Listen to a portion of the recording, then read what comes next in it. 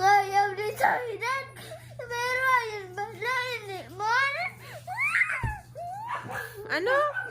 Sabi ang memorize mo sa akin ayaw ni Jordan. Pero hindi mo pala. Hindi mo pala yung memorize ko. Bakit? Memorize mo na ba yun? Hindi pa naman, oh. Hindi pa? Mali po. Narinig ko kanina, hindi mo naman memorize. Sige daw, tingnan ko kung memorize. Kantahin mo.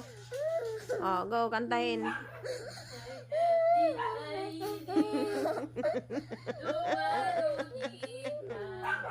Dali na. Tingnan ko daw kung memorize mo. Ano? Memorize ko. Sige na, memorize mo na. Bakit mo sugit mo yan? Memorize ako yung ni Jordan. Bakit? Ayaw mo nung kanta ni Lord? Sumbong kita kay Lord. Sabihin ko, Lord, nag-iyak si Ashel. Kay memorize yung kanta mo. Gusto mo? Pero gano'n mo yun eh. Ha? Pero yun, yung siyabi mo na i-memorize ko.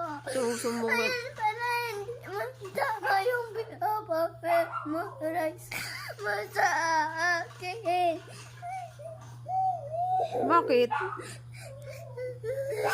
Gusto ko lahat mo na memorize. Para matalino ko lahat. Oh, hindi mo ba kaya? Dali na. Hindi na lang ako sasali. Saan? Noon. Oh, dito ka lang sa bahay. Hindi ka na mag-school. Oh, sige, bukas. Hindi na tayo punta ng school, ha? Tapos sa Friday. Sa Friday, hindi na rin. Hindi na ako yun memorize. Kasi mali naman pala yung pinapamemorize mo sa akin. Sa ano? Huwag ka na huwag ka na mag-Christmas party, ha? Ha? Oh, sige, wala nang Christmas party, ha? Sabihan ko na sino yung cup exchange gift mo? Sino yun? Sino yun? Naka-exchange gift mo? Sino yung bibigyan mo ng Minecraft na toy? Dilan. Sabihan mo na si Dylan, hindi ka sasali sa Christmas party, ha? Ha?